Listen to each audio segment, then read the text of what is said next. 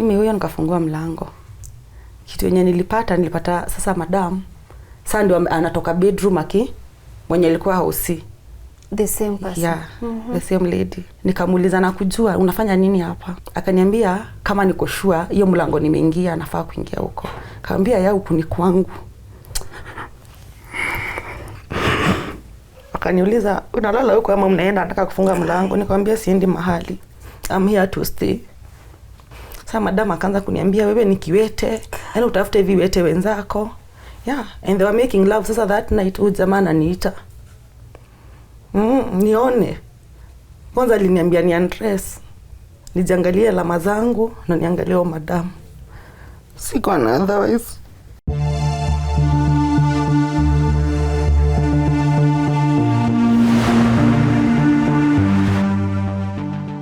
After a long struggle of building a family together with her husband, Liz unfortunately got involved in an accident. And this is what caused her to lose her family and the love of her husband. Today she struggles with the scars that she got from that accident and the emotional scars that she got from her marriage, to try and live every day hoping tomorrow will be a better day. Well, today we are here seated with Liz, who's going to share with us all these challenges that she's encountered and at the point where she is right now, the kind of help she needs from us. Tuambie majina yako na kule unatoka. Majina yangu naitwa Elizabeth Njeri Kamau. Nimezaliwa side za Molo. Nimesomea huko. So on 2007 tukaafectwa na clashes. That time I was in form 3. So tukaenda Nyandarua. Mahali panaitwa Kalau. So hiyo season ya clashes madhi alikuwa na bola. So kufika pale sasa unaona vita nini fadhi job nikaa job imekatika hivyo. Tuko mimi bro home tumezaliwa watoto 6. So mimi na brother yangu nikaa sisi tulikuwa breadwinner pale. Fadhi naye pressure imepanda, madhi naye yako na bola. So madhi naye kuna venye alifika pale akazidi akapelekwa house. Sasa ni mimi nianze kufanya kibarua huko ya kuosha vyombo, kutafuta kazi kwa hoteli. Bro naye anaenda job za mijengo. Sasa masista wenye walikuwa nyuma yangu walikuwa wamejoin shule huko. Sasa lazima yani wangekula, wavae unaona. So hiyo time tulifika huko tulika kwanza kwa tent. Ya polisi kuna place tulikaa kwa tent, wakaa karibu 2 weeks. Kuna mama alijitokeza akakuja akatupea single kwa plot yake. Madhe baadaye alijifungua. Basa fadhi naye pressure ilizidi akakuwa kohosi. Yeah. So lazima tu dawa ndio hizo. Madhe ndio amejifungua. Lazima wakule. Ni mimi na bro mimi nilikuwa nafanya job ya hoteli kuosha vyombo. Hadi huko nakuwa zeni tangu wa kuhu. Zile vidonda. Yeah. Tukangangana life tu ikarudi tu normal, but for the job nikali losing job. Nilikuwa nafanya jobs hizo side za Molo. So with time mimi sasa na shule nilikuwa huko form 3. So huko venye unaona hiyo duration nitakuwa nikienda shule, so ilibidi mimi masomo yangu imefika hapo. Okay. Kuna friend of mine tulikuwa tumelelewa nao akanitia job, alikuwa nakaa Nairobi. So mimi huyo nikatravel, ilikuwa job ya super. Pole nifanya job nikapatana na jamaa. Uko tu job. Yeye alikuwa mimi nilipatana tu na yeye alikuwa customer huko, ilikuwa job ya super. Tulipatana na msee, manamba tumeexchange, niambiwa napendwa, sina mimi naingia box na tulikuwa kweli tunapendana. Lakini sasa with time ilifika mahali tumeanza kudate na yeye alikuwa shule. Tukaanza kudate pole. Nikakuta hadi tunakaa pamoja. Ball ndio imeingia. Yeah? Kidogo with time before nipate ball, hiyo duration tukikana yeye, my aunt sister mother akakuwa komsik. Na so natike mother yako na katoto kadogo. So mama ange travel, alikuwa nakaa coast. So mother ange travel Mombasa kuchange mtu hii climate. So mimi ndio nilikuwa mwepesi. Mother akanitumia fare niende ni discharge auntie. So on my way kwenda Mombasa ndio nilipatanga accident. Sasa mna date tunaoimba. Sasa tuna date na moving pamoja. Yeah. Sio nimetoka kwake nimeomba ruhusa, nikawapewa ruhusa ya wenye naenda nikai 3 days nirudi. Sasa alikuwa husband tu lazima ningemuomba ruhusa tu kabisa. So ndio mimi nimepata accident nikirudi. Nimeenda nimedischarge auntie, alikuwa nakaa Ukunda. Nimemdischarge. Sasa ni on my way back. Nilikuwa na 3 days. Sasa nikuje nijua mtu huyu na nini na ndicho alikuwa mbaki na yeye, alikuwa amenipea ruhusa vizuri sana. Sasa venye nilipata accident simu ikapotea, kuna mtu alijua. But sasa yeye kuna mali walikuwa wamekaa na bishti yake saa the following day, waliona gazeti na sasa alikuwa anajua na travel. Aliona gazeti. Sasa ni mambo yenye ilifanyika jana, wako na kuna accident. Kuna hiyo actually hata tudina kuanga na hiyo gazeti. Wakauliza na mtu fulani alikuwa na travel na simu yake kwa mteja. So yeye ndio alikuwa na manamba za kazi zangu, akaanza kunitafuta. Kazi zangu ndio walimwambia venye imehappen, nimepata accident, niko Coast General. Ulikuwa umeumia wapi? Niliumia mkono, matiti, tumbo na hii mguu. Kwa hii left thigh hapa hivi. Na bado mkono na bado hii mguu kuna venye ndani na kuaga. Hiyo ni nili kuza bone. Kuna venye wanasema nafaa kwenda niwekwe sijui wanahitaji something plastic which of sijui. Hiyo bone ilikuwa imeguzwa. Kwenye gari nikakaa nyuma ya driver. Sasa nyuma ya driver unaona barabara unaiona vizuri. Nikasikia siko comfortable. I moved to the kiti ya nyuma kabisa. Nikakaa, alafu yote barabara ilikuwa mbaya. Nikaona siko comfortable. Nikakuja side ya 3-seater. Sasa nyuma ya dere. Nikasikia hapana siko comfortable. Nikavuka to the next seat. Ya 2-seater. Hapo ndo nikasikia niko comfortable. Nikabai maji na nikabai hadi shade, relax. But kabla gari itoke, sasa si venye gari imeinama hivi, naangalia hiyo distance, akili zikanikujia hii gari kaanguka, mtu anaweza umia sana. Unaona? Then nikaanza kujiuliza, sasa najiongelesha kimoyo, nikajiuliza aje, what am I thinking? Na hii gari kaanguka and I'm traveling. Nikajiambia tu mimi mwenyewe, shindo katika jina la Yesu, nafikiria nini? I started praying. Sasa gari imetoka pale Mwembe, ikaingia kwa petrol station fulani, watu wajisaidie. Imagine watu wakatoka na mimi sasa niko zile zama nishuke. Kwa poch kumebaki, kulikuwa na 500 only. Sasa nikashindwa aje, nikitoka hii 500 itanifikisha. Gari sasa mimi nikarudi tu nikaketi. Gari kaanza kuenda kabla sasa ifike pale Makupa. Juu accident happen hapo kwa hiyo bridge. Donda anakuja akitishanga risiti akirarua akikurudishia. Mimi kuna mali gari ili nini sijui kama iliguza kando ya barabara ikaswing. Mimi nika scream. So venye conductor alifika mahali niko akaniambia wewe muoga reta yako. Alafu venye niliscream nilisema wewe dere ujuja beba mizigo, umebeba watu. Unaona? Niliscream. Watu wakabaki zile wananiangalia. But mimi hiyo fear nilikuwa nao ndani. Imagine hata kabla nimpatie receipt yangu niliona movement ya basi na mabrakes, hiyo kelele yote chini. Sasa mkono yangu ilitoka kama ilikaanga hivi. Ilitoka kama ni kujishikilia lami, mkono, basi. Sasa basi ndio ilivunja. Alafu hivyo kwa barabara. Watu wakakuwa rescued. But mimi, sasa siwezi toka. Gari imelalia mkono yangu, so nimelala hivi. Kuna watu walikuwa tu hapo wananiangalia. Nawaambia simu nisaidieni. Wananiangalia tu hivi, hawafanyi anything. Hiyo basi ikaanza kutoa sparks. Juu actually kabla itoke walikuwa wameenda kuweka mafuta. Ikaanza kutoa sparks za moto na moshi. Na si watu kwa umbali wakisema gari inachomeka na kuna mtu. Mimi niliona wasi sasa wametoka kwa gari na imekaa hivi. Mimi niliona jamaa ameingia akaniuliza, "Madam, unaweza jinua?" Nikamwambia siwezi. Akaniambia gari inachomeka.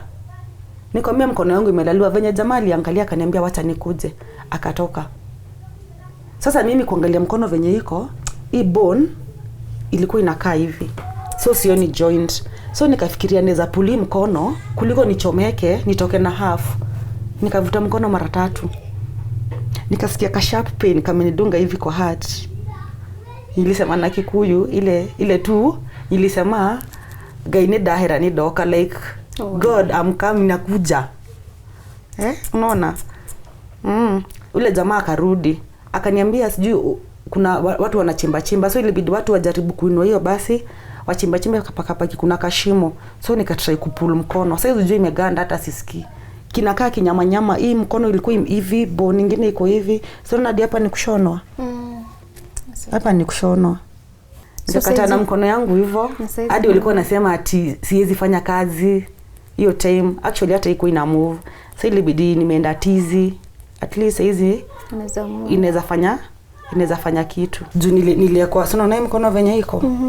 Nilikuwa nimedrilliwa huko hapa hivi. Yeah. Niko sijui kwa hiyo na mseme kwa chuma fulani na kaa hiyo. Yeah, nilikuwa nimekuwa hiyo chuma. Sasa singeweza hata kuketi. By then niliketi after 7 months. Yeah. Tumbo iko na kidonda. Singeweza sit up straight, so ni kulala. Matiti actually hata sikuwa navaa. Nilikuwa nimekuwa kwa kitu kingine kana kachuma, sasa nakaa pale bed sheets ndio wanaekelea juu. So niko tu hapo tu mimi. Sasa nikivaa nguo naona vidonda zitashika. Yeah, nilikuwa na hard time, but sikuwa na otherwise. Ule mtu nafikiria ndo anakupenda sana anaweza kuwa na wewe hiyo time ana kazi yako ama block. Mwenye alikuja hosi kwa hiyo.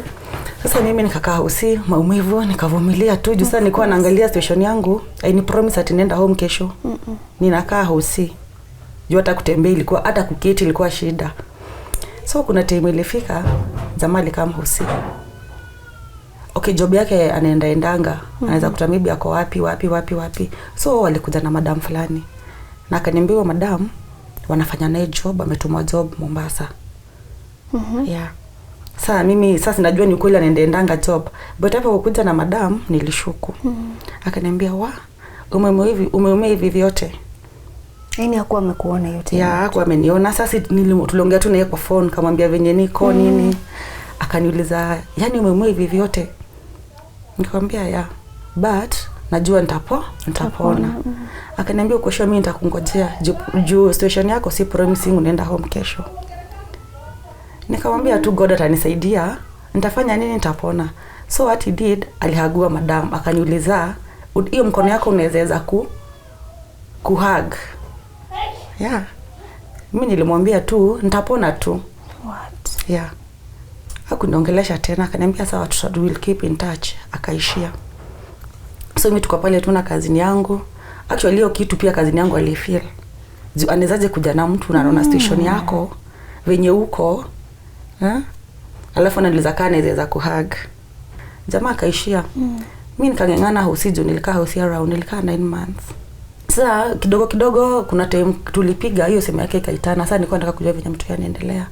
Yeye aliniambia mtu yako home kwetu. Which alikuwa ampeleka mtu but madhi wako ameniambia. Ulikuwa umepata mtoto na hiyo time ya accident? Mtu alikuwa alikuwa how old? Alikuwa 5. So akampeleka kwa ushago kwenu? Yeah, kuna mali nilifika nimepewa discharge. Hiyo discharge nimepewa, sijalipa bills. Sasa kuna wase walikuwa sio nitangu aje. Social work. Yeah, hiyo social work walikujanga wakaniuliza home ni wapi nini hivyo, nikawapea contact za home. I think hadi walivisit hadi home. Wao wenyewe ndio mimi siku moja tu nimekaa pale. Ile sikia nimeambiwa nifunge mizigo zangu niende. Sasa si nishatoka hosi nikaenda nikabook basi, atakuongea na madhini kutoka naenda home. Sasa mimi huyo nikachukua basi nikashuka place. Sasa tulikuwa tunakaa na yeye. Nikafika kwa ploti. Mwenye nilipata kwa gate ni ma caretakers. Akaniuliza kama niko sure. Nimeambia mzee naye juu huyu the guy amekuwa akijua kuna mtu huko. Allah. Yeah. Na mimi kuangalia parking, hapana, ilikuwa surprise. Mimi kuangalia parking naona gari iko, so mas jamaa kwa nyumba. Sisi mwashiki. Sasa ni surprise. Mlango. Wanafungua nikafikiria maybe alilala. Akasahau juu ilikuwa kawaida yake hata time tulikuwa unaweza kuta maybe ama na watch movie ama maybe ile kutoka amelala mlango hajafunga. Juu ilikuwa kitu saa 4 ya usiku. Mimi huyo nikafungua mlango. Kitu yenye nilipata sasa madam sasa ndio anatoka bedroom mwenye alikuwa hosi. The same person. Yeah, the same lady. Nikamuuliza na kujua unafanya nini hapa? Akaniambia kama niko sure hiyo mlango nimeingia nafaa kuingia huko. Kaambia ya huku ni kwangu.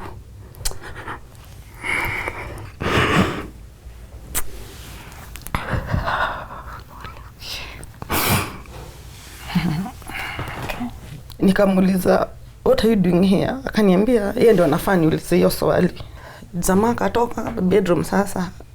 Akaniuliza unafanya nini hapa? Nikamwambia wewe ni nani? So mimi kitu ya kwanza nilimuuliza kwa wapi mtu huyu? Akaniambia mtu huyu ako kwenu. Yeah. Nikamwambia it's okay lakini si ungeniambia tu kama umemuvona life yako.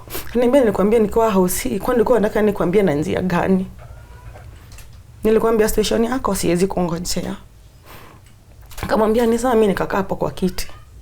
Akaamka huyo madam sasa akaanza story za ilikuwa kitu saa 4 akaenda akaoa maji. Kaumia mzee akaenda bafu. Akaniuliza unalala huko ama mnaenda nataka kufunga mlango? Nikamwambia siendi mahali. I'm here to stay. Either tukae sisi wawili ama madam aende. Unaona? Sasa madam akaanza kuniambia wewe ni kiwete, yaani utafute viwete wenzako. Yeah, and they were making love. Sasa that night huyu jamaa ananiita. Nione.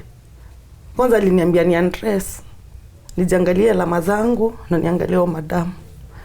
Siko na otherwise. But me like the following day sikuenda home. Najisikia hata jizambia madhi kuna mali nimestop. Na madhi alikuwa ameniambia niende home direct. Ilikuwa ngumu lakini na mimi tu nilijikaza. Tumeanzia scratch, sikuwa na believe. Yes. Tumeanzia scratch, sasa hizo amepata job poa.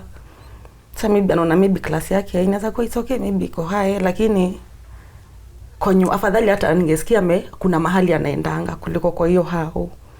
So the following day nikakaa, dem akaamka akapika breakfast. Mimi nilala tu kwa hiyo kiti. Zamani ananiuliza bado uko huko? Nikamwambia ya siendi mahali. So ilifika mahali nikaona manze yeah, ule demo alikuwa amenitia job Nairobi, alikuwa anakaa hiyo area, nikamcall. Nikamweza kaa kwa nyumba, akaniambia ya. Nikaenda hadi huko. So sinikashia na yeye story. Ako married. Sasa akaniambia mzee wake anaweza leta shida, lakini niende kwanza home alafu baadaye ndio alikuwa anajua hazi. Na najua mali tulikuwa tunakaa baadaye anitafutie job. Na sasa unaona situation yangu. Si ati ni promise ningefanya job at the following month ama nini. Unaona? Sasa mimi nikaendanga home, nilienda home na nikachukua mtu hata sikukaa, but niliambia madhe venye nimekuta. Madhe alikuwa anataka nirudi. But mimi unajua kitu napenda, like you have to try before you say goodbye. Unaona? You still loved him. Yeah. Mimi nikarudi pale na mtoi. Tukienda huko bado. Kwa hiyo nyumba. Yeah, na mtoi. Sasa mtoi alikuwa anashangaje, alimuuliza aje baba huyu ni nani? Akuongea. Alitoka akaenda.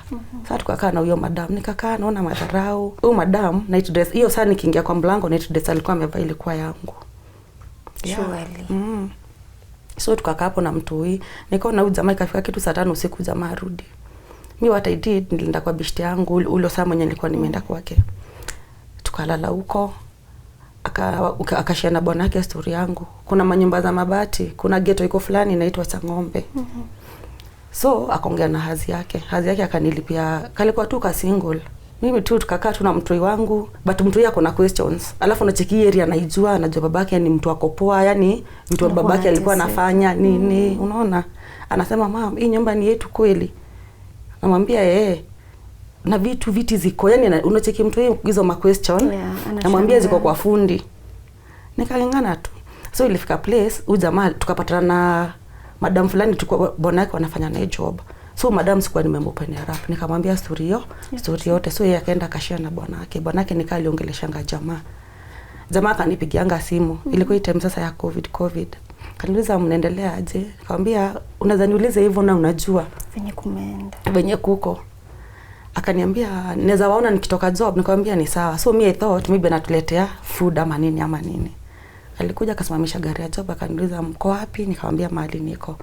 But sikumwambia kabisa mahali nakaa kwa plot. Mimi na mtu wetu tukatokezea. Sama maybe nilikuwa nafikira maybe anataka kusema sorry. Yeah. Unaona? Jamaa aliingia kwa gari akatoa mask. Kazi imefungwa hivi na box. Akanipatia. Akaniambia hizi zinaweza vasukuma sukuma. Hadi nilishindwa waje kumwambia, nikamuuliza surely Wezi tuletea hata food ama mchele ama nini, juu place yao kuna hizo mamichele na alikuwa ametoka hizo sides. Akaniambia sasa sina do. Sina do. Nikamwambia it's okay. Mimi nikachukua mask nikaenda kufika hadi nilikuwa nasikia kitu imenifinya hapa. Nilifika tu kwa hao nikahag mtoi nikalia. Then I prayed. Nikasema maybe hiyo ndio tu kala zake ananionyesha. After before sasa nipate accident kuna time tumeenda kwao. Ushago kwao, mamake he's a single mama. So hiyo time ilikuwa time ya Krisi. Huyu madam hakuwa. Sasa venye tumeenda huko madhia kwa si kijana wake akona tukaingia ni kupika. Madhia alikuja kitu ya kwanza niuliza nini nafanya huko. Mother-in-law sasa. Yeah. Na alikuwa ananijua hadi nikiwa na ball. Mimi tukaanza kupika saa tulikuwa na sister-in-law. Silikuwa tumefanya shopping. Ilikuwa 24th. Madhi alikuja. Hiyo hao iko na milango mbili, sasa alipita mlango ya kitchen. Akitua kwanza niuliza nini nafanya huko. Kijana wako akawa sasa hiyo. Ako sitting saa ya kwa actually yako notice ameingia. Jo aliingilia mlango ya kitchen. Nikamuuliza mam, kwani nimekukosea? Kaniambia hapana, nikushtuka nini unafanya huku? Sasa mimi nikakaa mahali hazi yako. Nikamuuliza mam, nimekosea nini? Maji ilikuwa hapo kitchen alikuja nayo. Akanisplashia. Ya mimi nikasimama. Sasa nikauliza baba mtoi, kwani kunaendelea aje? Sifai kukua hapa. Ya huyo mama akasema, akaambia sasa hatuko tribe moja. So mamake akaanza kumwambia atafute msichana wa hiyo tribe aoe, awachane na mimi. Unaona? So rejections zilianza kitambo. Yeah. Sasa sasa mimi nisplashia maji, mimi nimesimama. Baba mtoi hapo ongei. Hadi namuuliza kwani okay kwa nyumba iko sangi ile mnakosana. Kuna time bado alikuwa amenifanyia staff hapo mbaya tu na nikavumilia. Mama yake nikamuuliza, "Mama, nimekosea nini?" Akaniambia hadi nisemuite mama. Akaniambia niamke asubuhi sana na mapema. Mwangaza isinilie kusikucha nikiwa huko. Na akaniambia nisijaribu kuona na mtu huyu. Na mimi nikamwambia if I'm going, siachi mtoto wangu. Nienda na yeye. Sasa kitu 5, mimi hata imagine nilala kwa kiti hata kitu ya kujifunika sikupewa. Hata mzee kutetea. Hakuwa anaongea. Sawa alikuwa anaongea na mama yake. Hiyo lugha yao. Yeah. Asubuhi venye ilifika huyo madhi akaniamsha. Ilikuwa kitu 5:30. Akaniambia niamke niji. Unajua ile top nilipaka mate nikajifanya hivi. Hadi chai. Akaniambia nitoke, nikamwambia ni sawa natoka, lakini nilikuwa na mtoto wangu. Tukangangana sasa ni 25 asubuhi. Akanipea mtoi. Nikachukua gari hadi Nairobi. Nikiwa around kuna place inaitwa Timau on my way to Nairobi. My dad called me. Nasikia mambo nimefanyiwa huko. Babangu alikuwa anataka kuniwish Merry Christmas. So hadi niliongea tu hivi na simu nikamwambia hata mimi ndio najipanga ndio tunapika. Like sitaki kusema ajue what is happening. Yeah, ajue mambo yenye ina happen. Mimi tukafika Nairobi, nikachukua gari za mali tulikuwa tunakaa tukaishia. Kufika kuambia at least nimpigie nimwambie tumefika, simu zangu hakuwa anachukua. Ilikuwa hiyo December ilikuwa 2018. Sasa ikafika 2028. Nikaona mimi hapa food imeisha, hii story inabidi ni share. Wacha ni share na either brothangu. Nione kama naweza nitapata kado, anitumie nipate fare niende aje home. Sasa juu niko na stress na shindwa kwani yule aliamua aje haongei. Na mimi bro akanitumia do na nikienda home. So venye nilienda home nikamwambia madhe story yote nini, madhe akaniambia mimi ndo nitaamua either nivumilie ama niamue. Mimi mwenyewe nikadecide sana nirudi. Sasa hiyo time venye nirudi ndio nikapata accident. Hiyo tukakaa sana yeye hivyo venye nilikuwa nimekwambia. Yeah. So kuna time hiyo marriage ilikuwa stress na external forces. Yeah, but mimi I was like hata mamake akisema hivi na bado baba mtoto si bado anatupenda. Mkarudi. Unaona mimi nikarudi. Sasa kurudi ndio story accident. Sasa alafu baadaye akanisha story ya udem. Sasa kuna mali sasa ilifika after sasa venye amejua tuko huko akaanza kunithreaten. Anaweza chukua mtoi. Yeah, anaweza muiba. Sasa mimi nikaona kukaa huko ni stressing. Alafu sasa na story yangu akaanza kuniambia hizi kuwa proud tena na mimi. So saizi life yako iko aje because of course marriage yako imeisha. Yeah, imeisha. Juu ya tu wewe na mtoto wako. Yeah, mimi na mtoto wangu. Na saizi ulikuwa una depend on somebody to help you raise this child. So saizi life iko aje? Saizi life ni hard. Juu hata mahali tuko saizi ni mahali kuna nimehostiwa na mtu. Madam ni wa home. So sasa venye ndio natoka Nairobi nilimpigia simu nikaongea naye akaniambia it's okay anaweza ni hosts. Mtu hii saizi unaona kama ni story ya shule huko alikuwa anasoma huko. Saizi hata sijui mbele ama nyuma. But no, God will make a way. Of course God will make a way. Jadi kuna time before ni change number. There was a time okay sisi sema ati hana do. Job anafanya ameandikwa na gava. Kicho siwezi taka kutaja ni gani. Mtu huyu anampigia phone. Anamwambia ana food. Pia yeye anasema ana do hata yeye ana hustle kama mom. Yeah. Unawe ni mtoto wake anaambia hiyo. Tena homes, siwezi enda kwetu. Siwezi tuko well up. Tena naona afadhali at least nikiwa hapa kana hiyo mama naenda kwa job yake. Kama ni jioni ananipea so mbili, ananiambia ni buy vitu kama pads, unaona vitu kama hizo. Wanajua kitu unapitia saizi? Yeah, but wanajua nimehostiwa na mtu. Okay. Yeah. So Liz, najua shule ziko karibu kufunguliwa in a few weeks. Of course hiyo ni stress uko nayo kwa mind yako saizi. Jua hata mtoto ataenda shule aje ama shule gani? True. Hebu express useme unataka help ya aina gani kulingana na situation ya mtoto wako. Ako how old saizi? Ako 9. Ako 9 years. Yeah. So anafaa kwenda class 4. Class 4. Umepata shule huko? Okay, kuna shule around. Okay. But unajua hizi enda kuzunguka shule hadi unakaa, maybe utaenda uambiwe kuna interview fee, kuna nini, vitu kama hizo. Yeah. Me tu niko tu. Okay. Yeah, me tu naweza ambia msee mwenye ana watch, anani watch mali pote yako Kenya, wherever mali yako. Naweza omba tu kama mtu yote ako na help yenye anaweza nisaidia nayo, nitashukuru. Juu pia situation yangu at least pia unajua ameni host for long madam. Pia mimi naweza taka maybe nikasingle nijikaishe na mtu wangu, unaona? At least nianze scratch. Life huko si hard. Naweza ni hadi nilemwoneza kaa huko. Juu maisha huko iko juu. Okay. Yeah. Kama hata ni job, sisi situation yangu kuandika na mtu ni stress. Juu unaona mkono yangu, hii mkono yezi move, hapo ndio mwisho. Yezi move. So kazi maybe nikiandikwa job inaweza kuwa ni stress. Sasa kitu naweza takanga kufanya maybe ni nikiuza kitu kama matunda ama nguo. Juu pia mguu saa zingine huwa inaganda kisimama sana. Yeah.